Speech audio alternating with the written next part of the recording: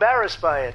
In Springfield, they're eating the dogs, the people that came in. They're eating the cats. They're eating the pets of the people that live there.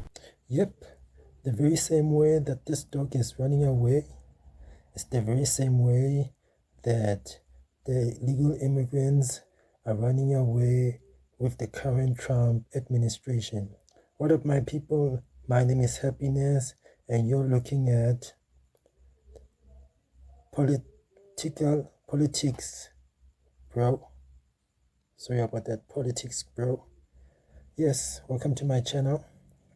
So, eventually, this week has been a sort of like a week to which interesting week in Trump's presidency, because today we mark, after Valentine's Day, we mark 1 month of him being in office. So we're gonna look back at the things that have went by as he was in office, and also we're gonna look through the current moment of his current administration. Well, this is quite a story we have for you. This just out, it was a photo that was taken yesterday in the Oval Office. So zoomed out, it just looks like an ordinary photo, right? You see the president there with Modi, the Secretary of State, just a meeting. But when you zoom in into that door, what you see captured in that red circle is the mugshot of President Trump. Now, this is a rather interesting place. This is called Outer Oval. This is where pretty much every guest, with few exceptions, walks through. Then to the left, you see the top of a grandfather mahogany clock. And then you walk into the Oval Office, meaning just about every guest, with few exceptions, some enter the Roosevelt Room, will walk past the Fulton County mugshot of President Donald J. Trump. How is that for irony? And the person who is helping him do that stood over Donald Trump in the White House today, thereby delivering a picture of presidential subservience, the likes of which we have never seen. The most powerless image of a president of the United States ever created by a camera. There it is.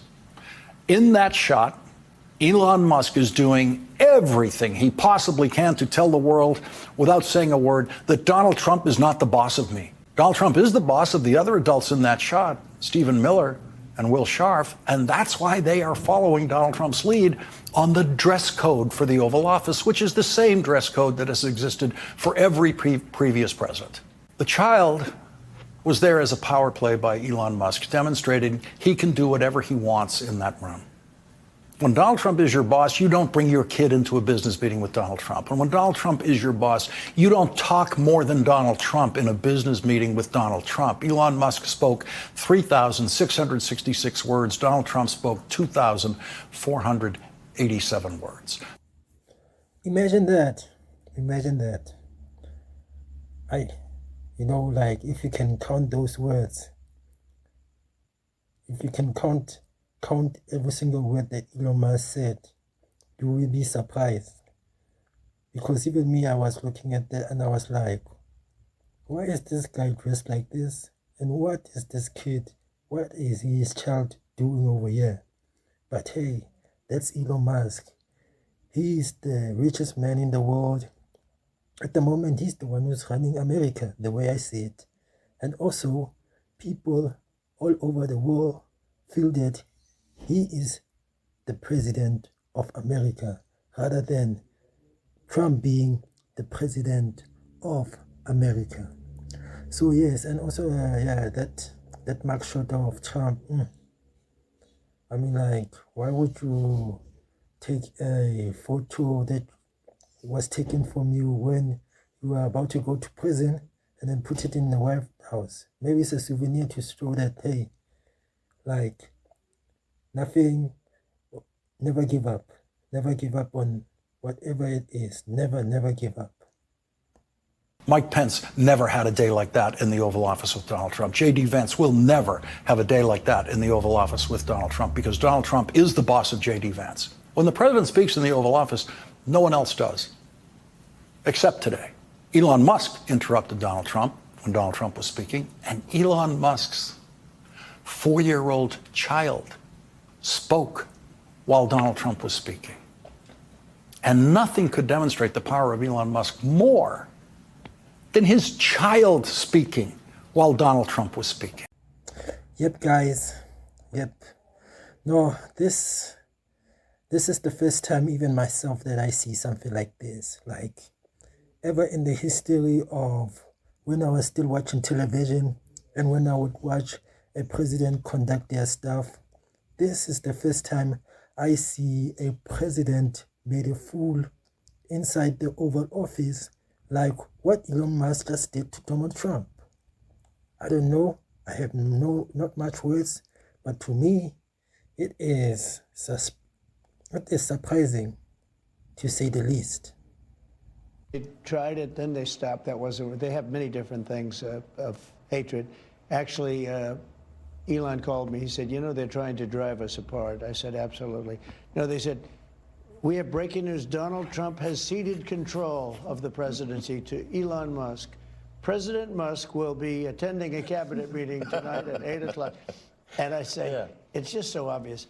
They're so bad at it. I used to think they were good at it. They're actually bad at it, because if they were good at it, I'd never be president. Because I think nobody in history has ever gotten more bad publicity than me. I could do the greatest things. I get 98% bad publicity. I could do, outside of you and a few of your very good friends, it's like the craziest thing. But you know what I have learned, Elon? The people are smart. They get it. Yeah, they do, actually. They get it. They really see what's happening. Yes. Donald Trump at a rally just started making up stories about the Biden administration withholding aid from Republican areas and siphoning off aid to give to undocumented immigrants. Just made the stuff up. Everybody knew it wasn't true. Even local Republicans said it was not true. And now the people of Florida are dealing with another devastating storm. And I want you to watch what happens over the next few days, just like the last time. You're going to have leaders who try to help, and then you have a guy who will just lie about it to score political points, and this has consequences. Because people are afraid, and they've lost everything, and now they're trying to figure out, how do I apply for help? And some of them may be discouraged from getting the help they need. The idea of intentionally trying to deceive people in their most desperate and vulnerable moments. And my question is, when did that become okay? I'm not looking for applause right now. Yes, even me, former President Obama, I would agree with you. A guy that wants to name the Gulf of Mexico, Gulf of America, or he's saying that he wants to buy Greenland. He wants Canada to be the 51st state of America. The far right is out to get him. The witch hunt and all of that. This is wrong. This is the end of international law. This is Donald Trump talking about the takeover of another country, potentially by force. The Australian government must make it clear that it opposes this move that is in clear violation of international law. I can't assure you, you're talking about Panama and Greenland. No, I can't assure you on either of those two. But I can say this, we need them for economic security. People really don't even know if Denmark has any legal right to it. But if they do, they should give it up because we need it for national security. That's for the free world. I'm talking about protecting the free world. And if Denmark wants to get to a conclusion, but nobody knows if they even have any right, title, or interest. The people are going to probably vote for independence or to come into the United States. We are going to be changing the name of the Gulf of Mexico to the Gulf of America, and we will restore the name. A short time from now, we are going to be changing the name of the Gulf of Mexico to the Gulf of America, and we will restore the name. A short time from now, we are going to be changing the name of the Gulf of Mexico to the Gulf of America, and we will restore the name of a great president, William McKinley, to Mount McKinley, where it should be and where it belongs. It started in 2015, and right from the beginning, we went to the top. Day one, they announced Trump, and Trump went to number one and stayed there for the whole primary. And then we took on Hillary. She didn't look too happy today. We took on Hillary, a very nice person. But we took on Hillary, and we defeated Hillary. And we're going back to plastic straws. These things don't work. I've had them many times, and on occasion they break. If something's hot, they don't last very long, like a matter of minutes, sometimes a matter of seconds. It's a ridiculous situation. We're going back to plastic straws. I think it's okay.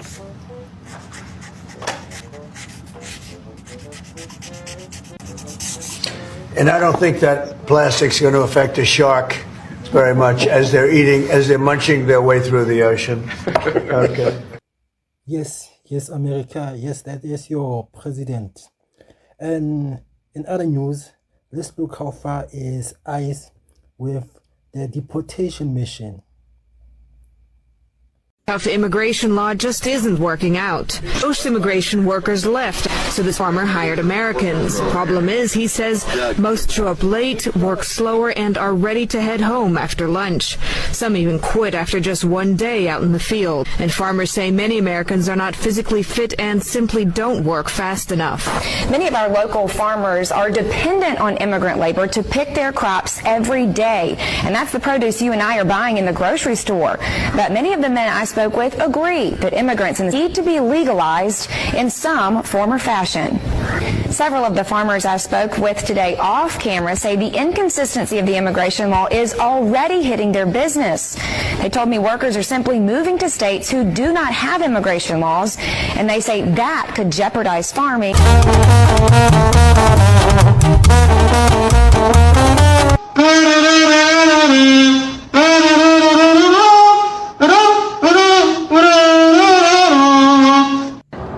Usually used to be work on every day in, day out.